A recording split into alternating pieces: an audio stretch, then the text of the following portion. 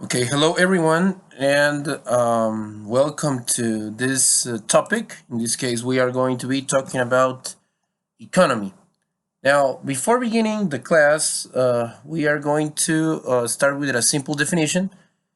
Now, using our intuition, when we hear the word economy, we instantly think about money, and this is correct. It is strictly related to money. So, we can say that a definition can be the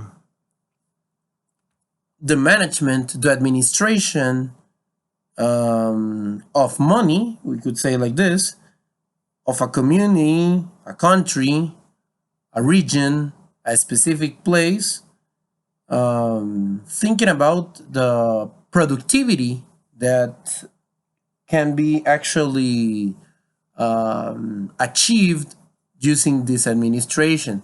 So again, we are trying to optimize the use of money in our resources to become more productive. In this case, it can be as a country, as a unit of business, as a region. This can be a definition of economy. So that's like a general perspective. Let's get specific into the terms. Okay, so let's continue.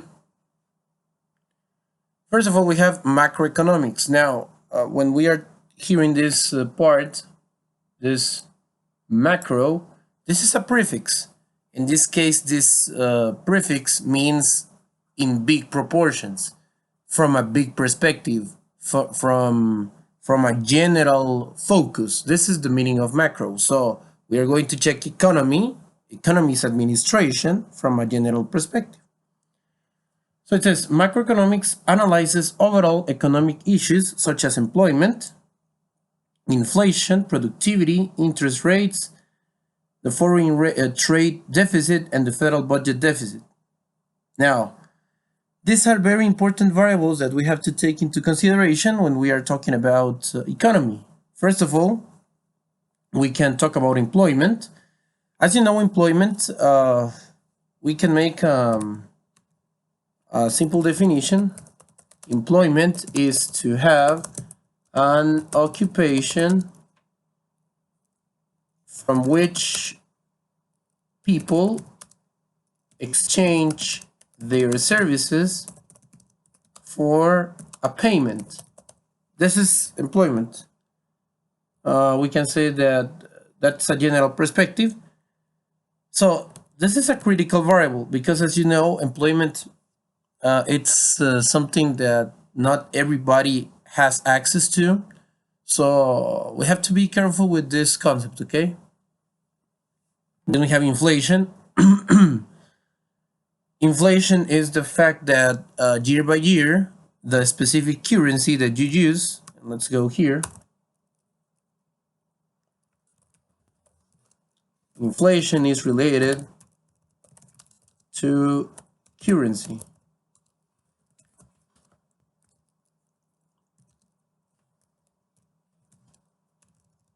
What is currency? Currency is the recognized name for money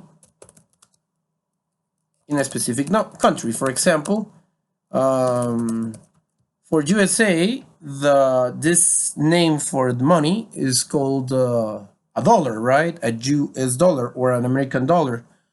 There are a lot of examples, right? For most of the European countries, the recognized currency is the euro. For example, for England, they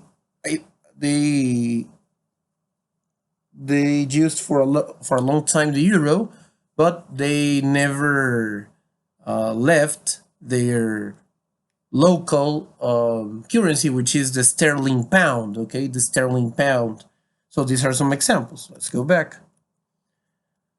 So when we're talking about macro looks things from a general perspective. That's why we're talking about employment, indicators of employment in a country, indicators of inflation in a specific type of currency, productivity in a specific usage of money. We have interest rates, as you know, For example, if you acquire something called a loan, that means money that you will require from a bank or from an individual. Let's suppose that you don't have enough money to purchase something or to pay a pending debt or a pending bill, a personal pending bill. You get money from people, telling them and um, making sure that you will turn it back. But people are not going to give you that money just as a gift. They have to recover the money plus a, a percentage of profit. That means a percentage of money, a little bit more than the one that they will hypothetically give you. So these variables, for example, in the banks, if you go to a bank, they have a specific values for this. All these variables are part of the economics perspective, right? And it says the foreign trade deficit, how much from the perspective of money a country is actually exporting and importing. If it has been reduced, for example, if the importation has been reduced, this variable will check this reduction, for example. And the federal budget deficit from the perspective of the government, how specific variables from public institutions change year by year. These are some examples of the things that macroeconomics are actually, is actually focused on. So, and examines the effect that employment or inflation is likely to have on the economy. It is a study of economic activity by looking at the economy as a whole. There we go. This is like a micro summary of the concept of macroeconomics. It is a general perspective of economy as an entire entity in a country, as an entire entity in a region. That is actually economy. So it says some examples of a business or businesses that will be part of the macroeconomics field are Toyota, McDonald's, and so on. Now, I want to stop here because I want to clarify something. Why are we including this private brand here? We are recognizing that Toyota is a very famous and distinctive brand in this case of cars, mainly cars. We are including this here because, as you know, companies, in this case like car dealers like Toyota, they study the circumstances or the situation of a specific countries in order to determine if it is actually something convenient for them from the perspective of economy to invest in a country. For example, it is not the same. We're talking about Latin American countries.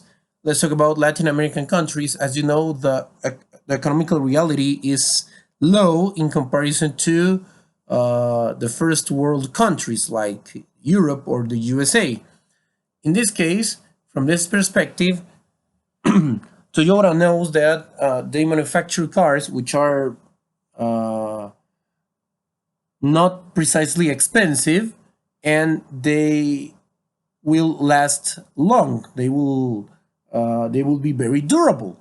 And this combination of words are a particular interest of Latin American countries because economy is low in those countries, salaries and wages are low, employment is scarce, so it's a little bit difficult to obtain a car. And if they obtain the car, they don't have a lot of money to invest in a car. So Toyota studies those realities, those macroeconomical realities of these Latin American countries or African, for example, and they know that they have a niche. That means they have a specific place where it is almost guaranteed that they will get they will obtain a lot of customers because Toyota is a good car, is durable, and this happens with a lot of Japanese brands, right? So this is an example. Then we have McDonald's. well, just before finishing, a company like Ferrari is not going to really invest in Latin American countries because even though there are a lot of there are people who are economically powerful, they are the minimum. They are the minority. So it's not convenient for them to invest in a country like part of Central America, for example, South America, or Africa, for example, because the economical power of the citizens is in general not so powerful. So then we have McDonald's. McDonald's studies the reality of countries, and since they sell fast food food, if they sell since they sell fast food, they know that this is something that is attainable or achievable or something that is affordable for all realities of economies in the world. They might not be the cheapest restaurant in fast food perspective, but they are still something that people will be willing to pay for. In this case, that's why, from the macroeconomical example, they have insertion in all realities of countries. So that's why they are included in this part. So it says, because those are businesses with branches on several countries worldwide, those are affected by factors like national politics, currency exchange, and so on. What we were saying, right? So let's continue. We have now microeconomics. This is the opposite perspective. When we are talking about microeconomics,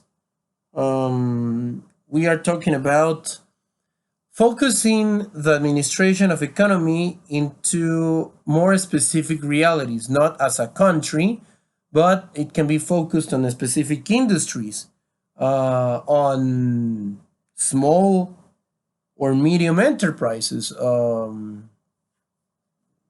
like the internal perspective. So it says microeconomics is the study of decision making by small economic units. This is the key part here, right? Small economic units. Again, small businesses, medium businesses, and so on.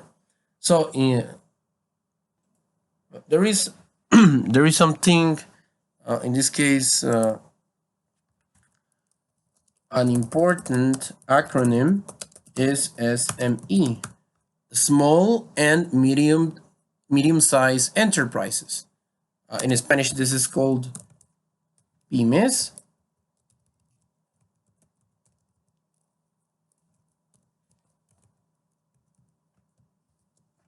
Pequeñas y medianas empresas. Also in Spanish, it has been extended to MIPYMES, micro, pequeña y mediana empresa. So it is important to have this focus on Spanish because it's the equivalent in English. Although they use this only this one for both cases, the focus is the same. Okay. Now this can be like the focus of this is actually the focus of microeconomics. Let's go back. So it says small economic units, including individuals. That means people, specific people, households. In this case, specific variables related to family outcomes, businesses, as we were mentioning, and industries. Microeconomics examines issues such as pricing. Now, guys, in this case, pricing, we are not talking about something entirely simple. Pricing means the specific technique to designate a price for a product. Now, everybody can think that this is something simple, but it's actually not like that because there are a lot of factors involved when you are going to establish a price for a product. It's not only about, okay, I have this, this is the cost, because remember that, to make a little perspective here, price equals the cost plus the percentage of profit, as simple as that. So someone can say that this is just a mathematical perspective, pretty easy apparently. But this is not correct because you have to take into consideration a lot of things like And these things that you have to take into consideration for pricing are part of the logic of microeconomics. For example, your demand, your competition, your substitute products, the reality, the economical reality of the country, in other words, how macroeconomics influences microeconomics. So those things are important. You have to take into consideration if you're going to start with a low price to make your product very famous, and then you have to increase the price when the product has become famous enough, or the opposite perspective, you start with a very high price and you're going to get only very exclusive customers because of the high price, and so on. So there is a lot of not science, right, but a lot of theory, a lot of analysis in establishing a price. This is part of microeconomics. You have the supply. When we are talking about supply, is the units of production that are offered of a specific product to the population. For example, we are talking about selling tablets. The number of tablets versus the number of people who are interested in acquiring a tablet. This is the supply. Supply is the number of tablets, and demand, the number of people who are actually interested in acquiring that tablet. Then we have costs and we have revenues.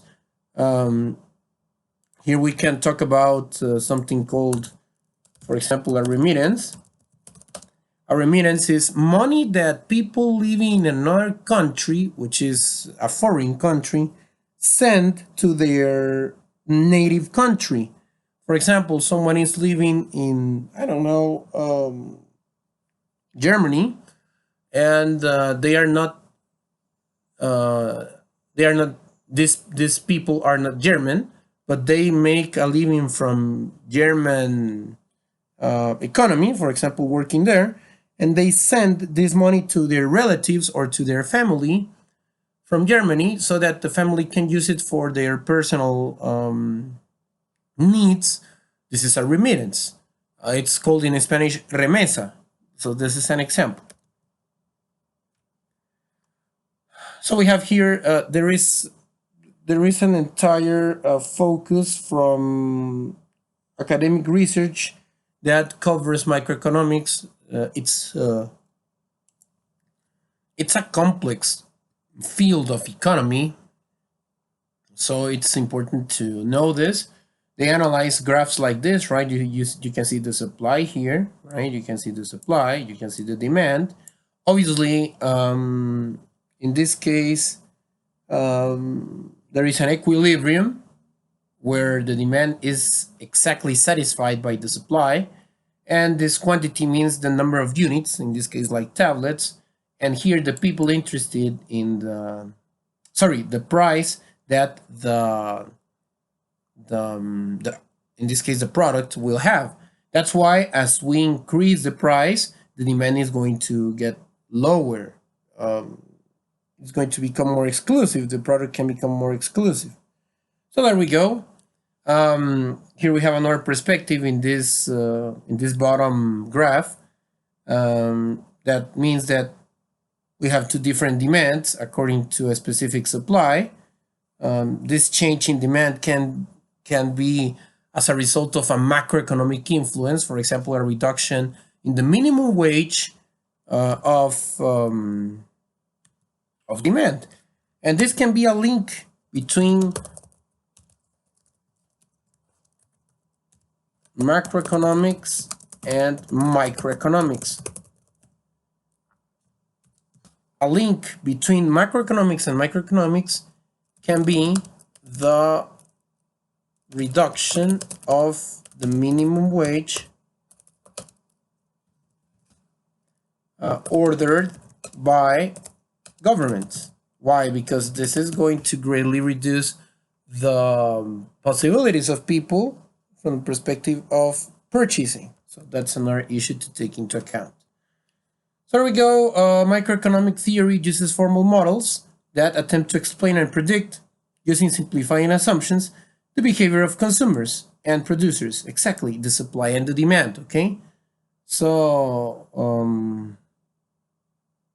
that's what microeconomic tries to do: explain and predict the behavior of consumers and producers, right? And the allocation of resources arising as a result of their interaction in the market. This applies to every business like warehouses, family drugstores, because they have less than 10 workers. Again, it can be small enterprises. So this is the focus of microeconomics. So this important notes is like a nutshell, right? In other words, like a summary, practical summary. So we can say that microeconomics takes a bottoms up approach to analyzing the economy, while microeconomics takes a top down approach. This is very important because it gives us the perspective of the two. It means that microeconomics goes from general to specific, in this case, small businesses to big businesses, or not big businesses, from small businesses to a general perspective of economy, while or whereas macroeconomics takes a general to a specific approach. The country to the specific or individual enterprise, for example. Regardless, both micro and macroeconomics provide fundamental tools for any finance professional and should be studied together in order to fully understand how companies operate and earn revenues, and thus how an entire economy is managed and sustained. In other words, we cannot say that one is more important than the other. They are both supplementary and necessary in order to understand the logic of economy. So both have to be fully understood, okay? We have a clarification here of one of the terms that we already spoken about. We have already spoken about, which is inflation. We said that in this case, inflation is. Let's read the definition and then let's try to explain. Look, it is defined as the sustained increase in the general level of prices for goods and services. Now, we have a clarification here, is important. Look, as inflation rises, every bill you own buys a smaller percentage of a good or service. This is the essence of inflation. So, year by year, depending on the country, but normally year by year, the economical power of a specific currency, we already talked about currency, the specific and the economical power of a specific currency will be reduced due to a lot of political and economical factors, right? So, for example, 15 years ago, you were able to buy, I don't know, shoes for, let's use US dollars, shoes for sneakers shoes for $20, and now you have to pay the minimum of $35 for the same quality of shoes. This can be an example. This is inflation. As time passes by, the currency shows a reduction in power, we can say it like that, a reduction in power when you want to use a bill for acquiring the same product as you acquired a lot of years ago. This is the logic. Let's move on. Let's talk about ICE. Now, we are going to focus on this issue related to Latin America. And look, it says ICE, ISI, a very important policy. Please, a policy is a rule, a regulation dictated by the government. It's not necessarily dictated by the government, right? For example, in a specific enterprise, people might have their private criteria and rules for the management of an enterprise. But in this case, we're talking about a government rule or norm that is actually something mandatory. This is a policy in this case. So it says a very important policy in the economic framework for Latin America. We have to clarify. We're talking about Latin America. Was the introduction of the model of import substitution industrialization. This is the concept. Import substitution industrialization. So as you can see, the acronym ISI is import substitution industrialization. This is like the way in which we are going to use the acronym, right? ISI, import substitution industrialization.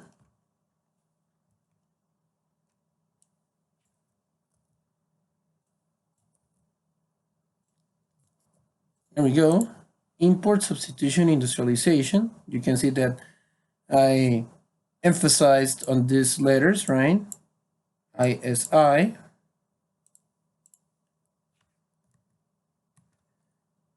So during 1950 and 1970. So this is a pretty like old model, not something that happens nowadays, but we are getting this perspective to know what happened. What was the idea of the import substitution industrialization? We are going to read the definition in order to get the logic of the concept. Look, this policy was based on local production of products hitherto imported. This is the essence of the ISI. I.e., in other words, for example, to make oneself manufactures its economy acquired abroad. Remember that abroad is acquired from other countries, right? Not the local one, right? So to make a little example, let's suppose that by 1955, let's choose this random year. Let's suppose that a specific Latin American country was actually manufacturing, I don't know, for example, a bicycle. Let's suppose that they were not manufacturing bicycles by that time, so the bicycles were imported. They were bought from other countries and imported to the Latin American country. So instead of doing that, the idea of this model was to substitute, as the word says, right? To replace the importation for local production. That means that the government banned the government forbade or banned, that means prohibited, the importation of bicycles. They were saying, if you want a bicycle, try to get the parts from our local producers or a producer that makes the bicycle entirely, right? So this was an interesting idea in order to impose economy inside a country. However, there was a very bad effect. Again, the logic is we are no longer going to admit importation from any type of product coming from foreign countries. We're only going to admit the acquisition of products that were completely or entirely produced in our country or in the local country. But look at the negative effect that happened. It says, this industrialization model, however, did not reduce the volume of imports. Look at that. It simply changed the type of imports. Why? Because let's suppose that there were specific products that were being imported by that time. Remember, this word here, hitherto means so far. That means until that time. For example, let's suppose that until that year, the importation was of, I don't know, 100 products, and those 100 products were prohibited. What about the other products that were not prohibited?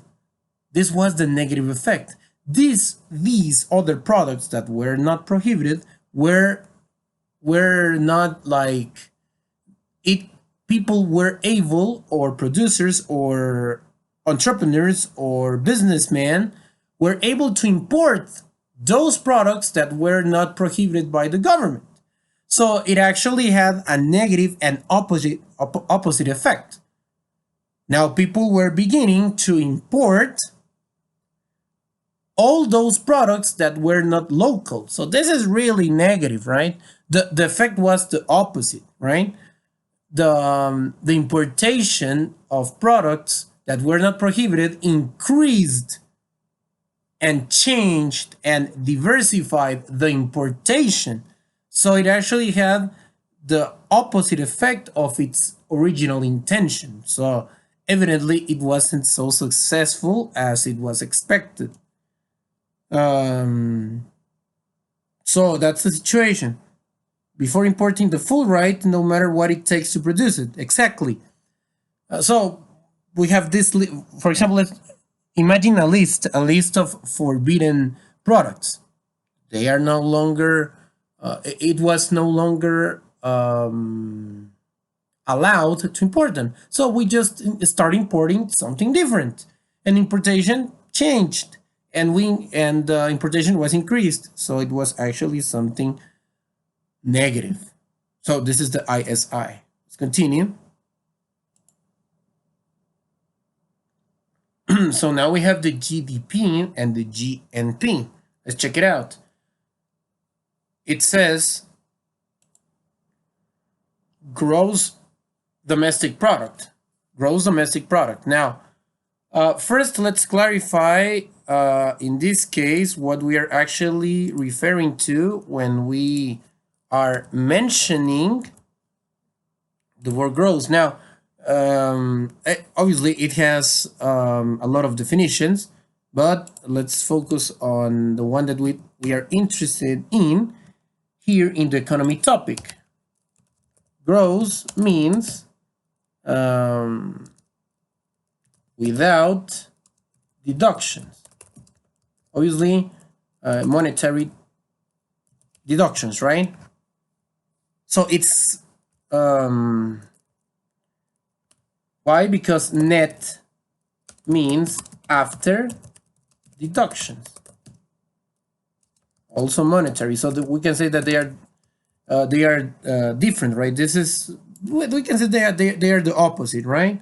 Gross means money that is obtained before specific deductions, like taxes, right? And net means after taxes or after mandatory payments. Go back. So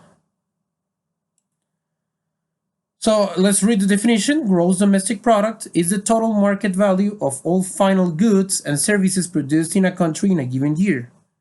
Final goods and services, sorry for that. Final goods and services produced in a country in a given year.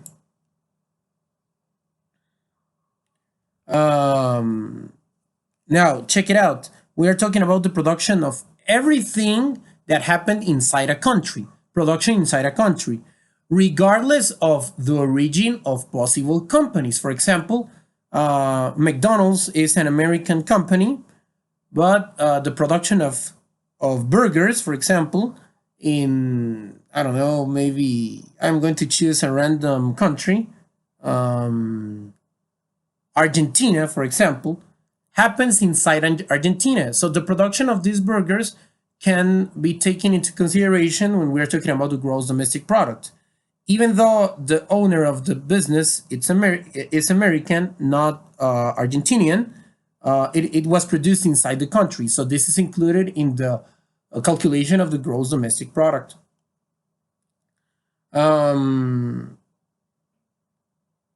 So that's why the logic says this: equal to the total consumer investment and government spending, plus the value of exports minus the value of imports. So the only excluded value in this case are precisely imports.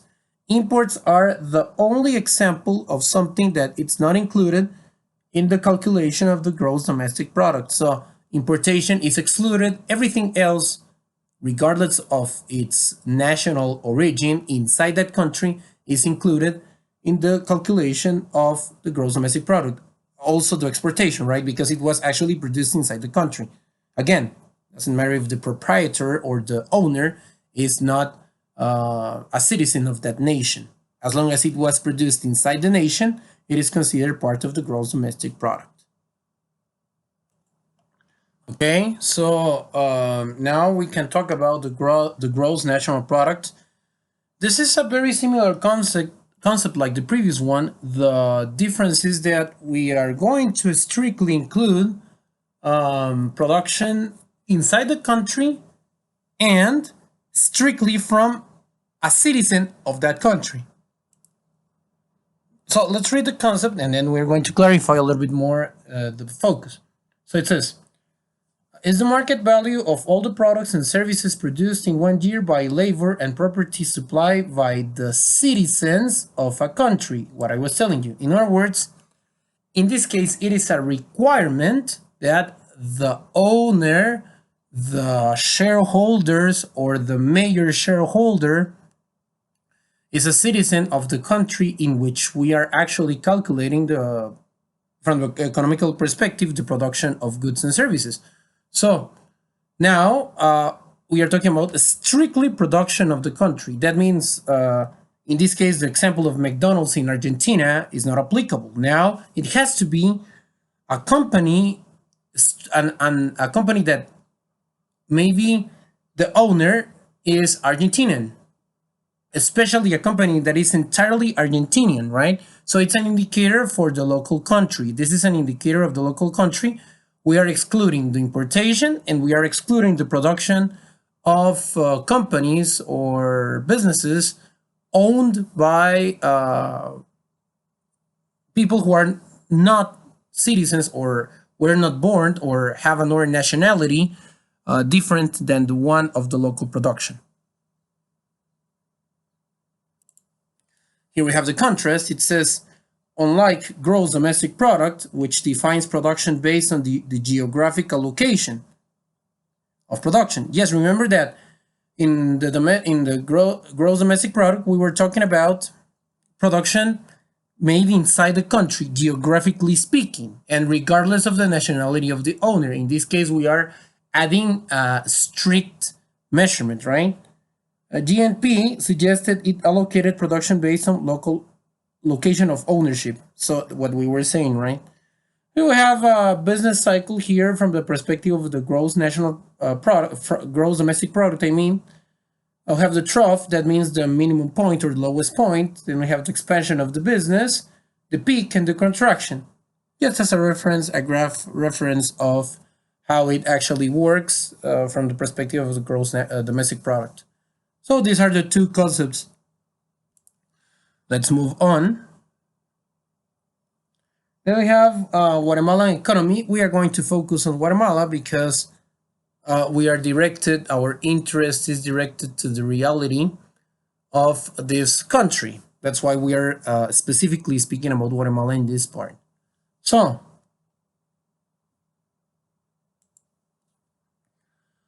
let's start here. Guatemala is the most populous of the Central American countries with a GDP per capita. That means per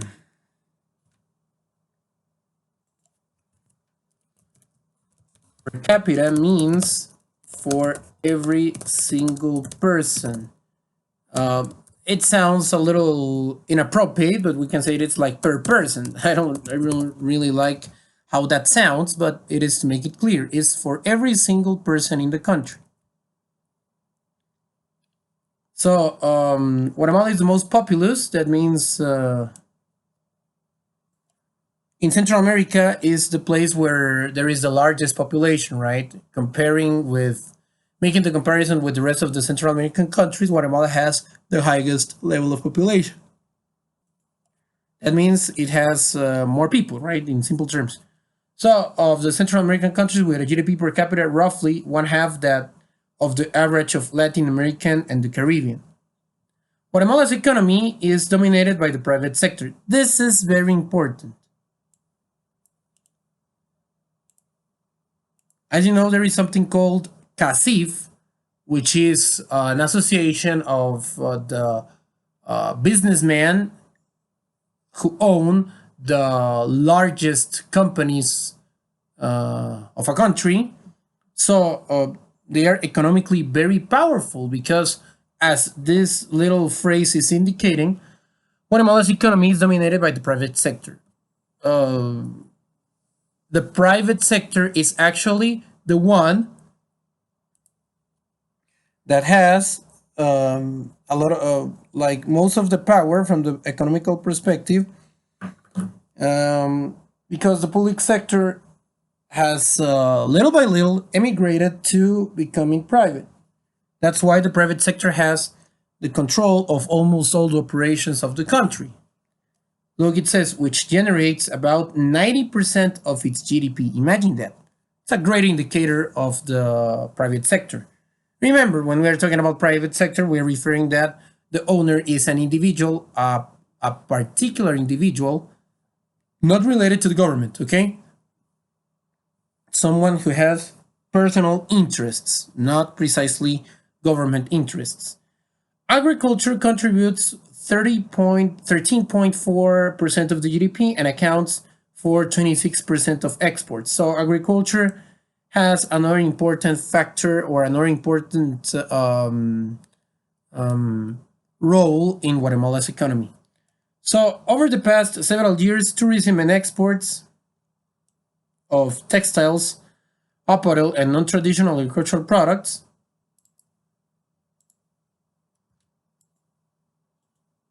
we're going to eliminate this.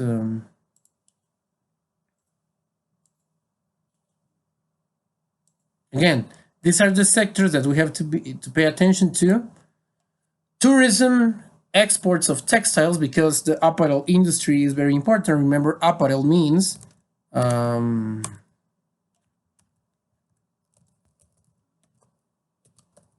industry is the production of clothes. We're talking about large scale. So, and then we have non-traditional agricultural products such as winter vegetables, fruit, and cut flowers have boomed. That means that these sectors are the ones that have emerged as an important part of economy of Guatemala in recent years. This is like the logic of these arguments. While more traditional exports such as sugar, bananas,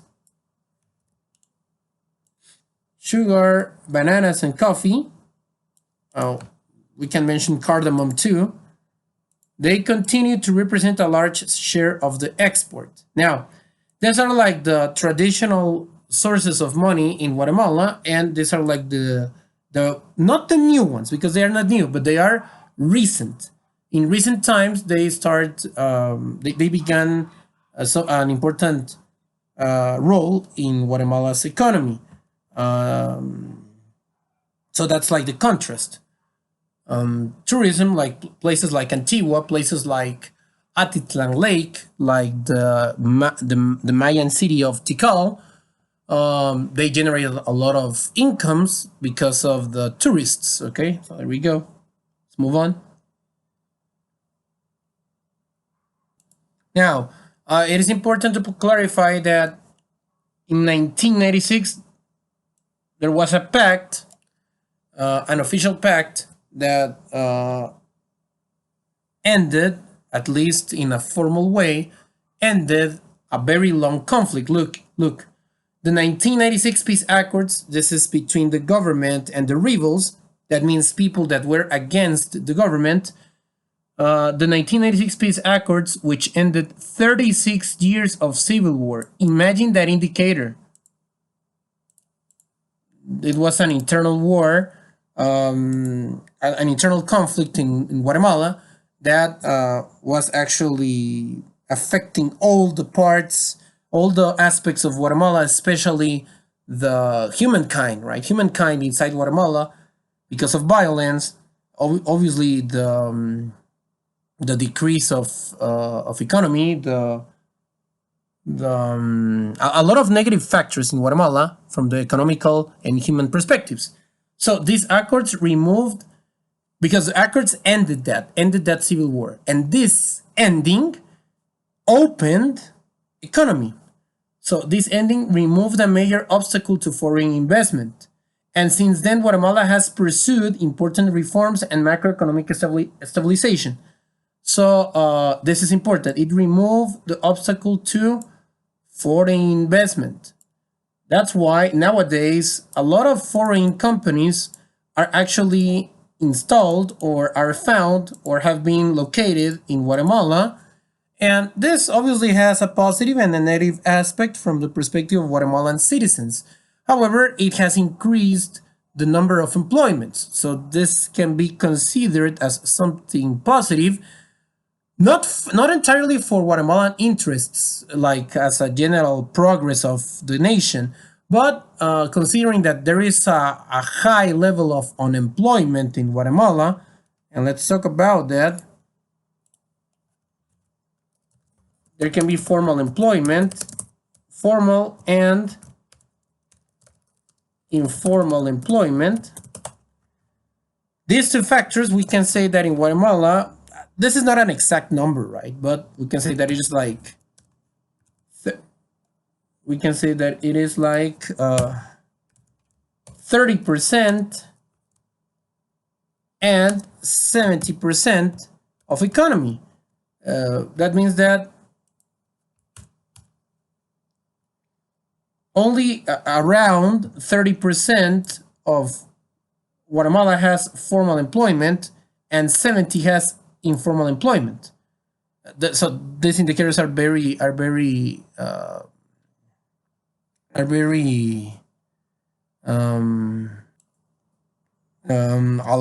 right? They're very alarming. And we're talking about employment. What about unemployment? So these are very serious situations, right? Again, this is not a rule, but the proportion can be like that. Or we can scale it like employment. This is more accurate. Employment, formal and informal, and unemployment can be like this. So this is very serious. This is more accurate. So let's go back, and I am talking about employment because, again, this foreign investment opened up the possibility of new employments for people. So from that perspective, it's something positive, right? From a general progress of the country, not precisely, right? Only the fact that now there are no longer significant barriers for foreign investment. So let's continue. And since then, Guatemala has pursued important reforms and macroeconomic stabilization. Okay, the Central American Free Trade Agreement is called CAFTA. Now, before continuing, let's define free trade agreement.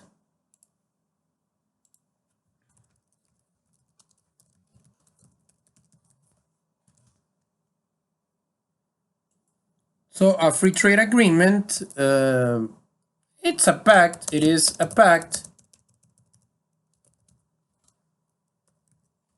between nations in order to reduce or even eliminate, to expand this a little bit more, the costs for importation and exportation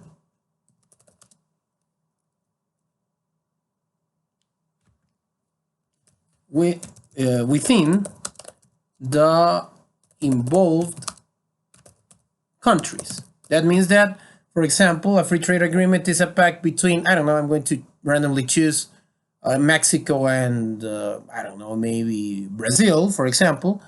And under this agreement, they are mutually going to reduce or eliminate charges of importation and exportation of goods and services in order to make an easier exchange of economy. So The Central American, obviously, this is focused among the Central American countries, entered into force. That means that it officially began in July 2006, spurring increased investment and diversification of exports.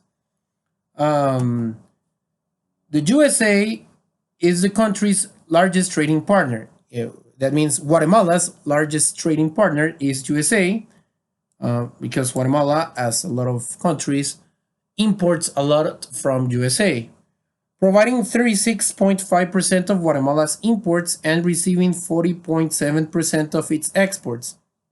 The government has its business activities limited to public utilities. This is something that I want to emphasize. In Guatemala, the government has its business activities limited to public utilities. For example, ports and airports and several financial institutions. So the government is not focused on production of something. They are not producing, I don't know, weapons. They are not producing uniforms for the different institutions. They acquire, in this case, the equipment or the necessary tools from the private sector. So that's why this clarification is important. And it is also important to know that USA is the greatest trading partner. And most of the times, USA is the source of materials or equipment that is used for Guatemala's development or Guatemala's operation. Let's move on. Look, it says the USA, along with other donor countries, especially France, Italy, Spain, Germany, and Japan, and international financial institutions, for example,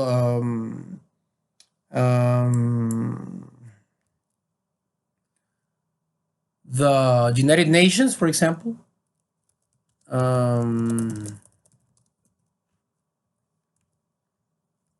or the World Bank also can be another institution.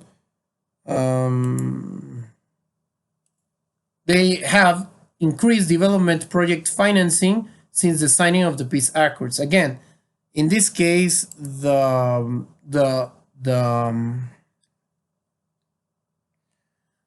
can say that the change in perspective came here.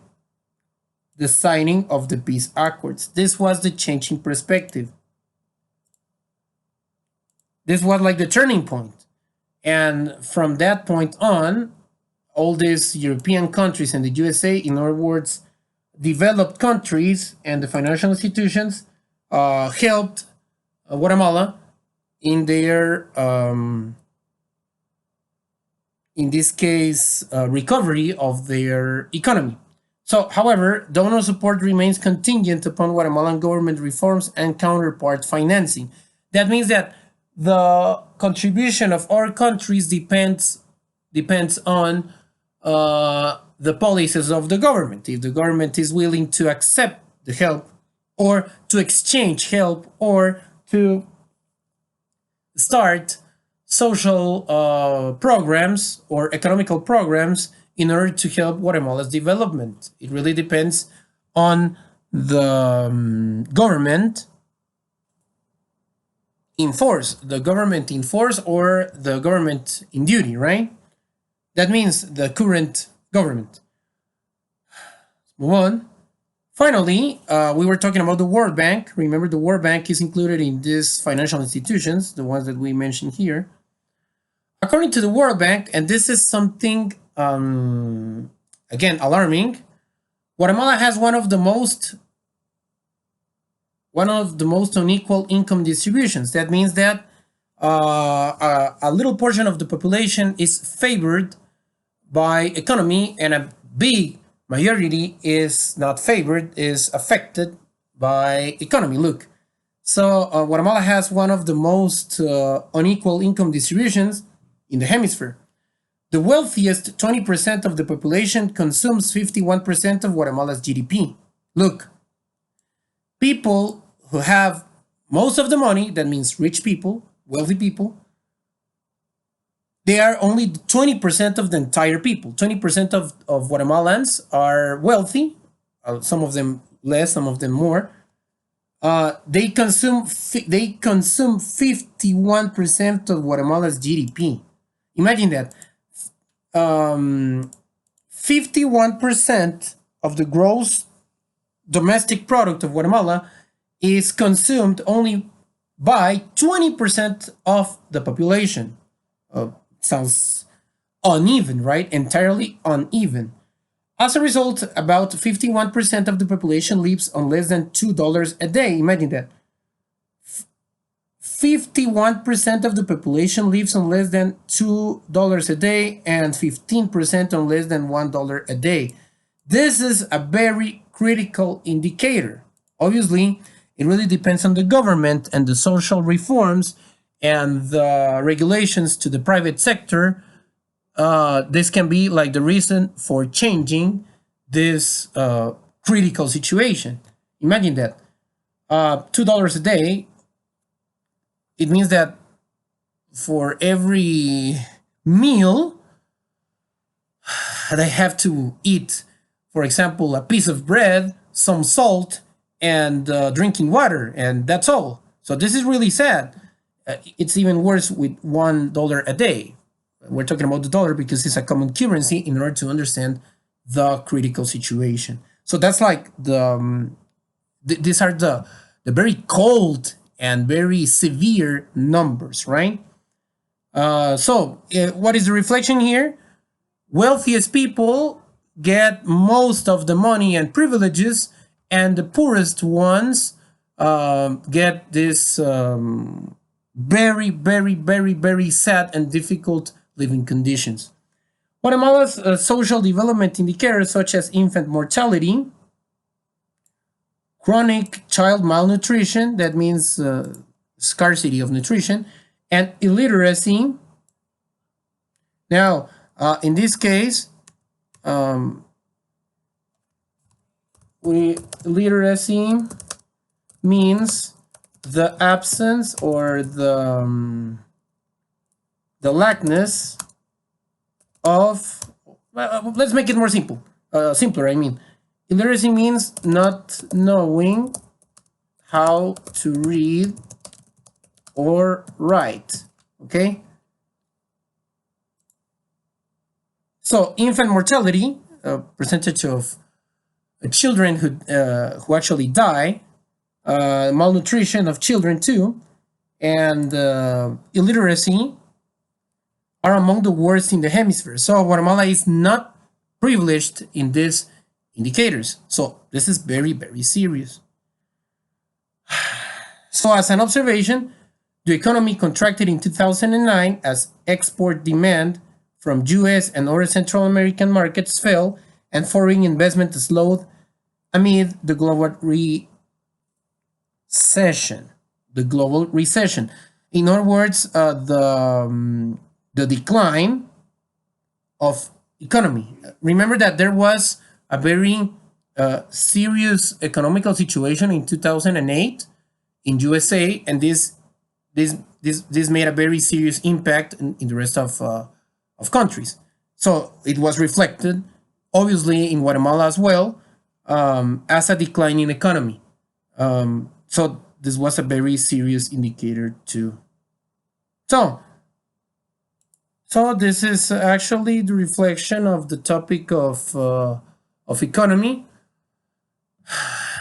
As you can see, first knowing the macroeconomics and the microeconomics perspective, we can get a better idea of these indicators. As you know, these indicators of malnutrition, mortality, illiteracy, they are macroeconomical indicators because they correspond to the entire nation. If we are talking about prices of specific industries, this is part of microeconomics.